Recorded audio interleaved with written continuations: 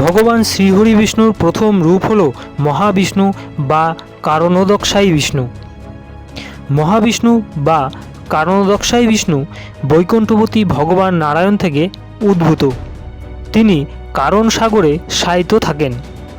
কারণ অর্থাৎ শাস্ত্রোক্ত অন্তরিক্ষীয় জল, যেখান থেকে সর্বভূতের সৃষ্টি হয়।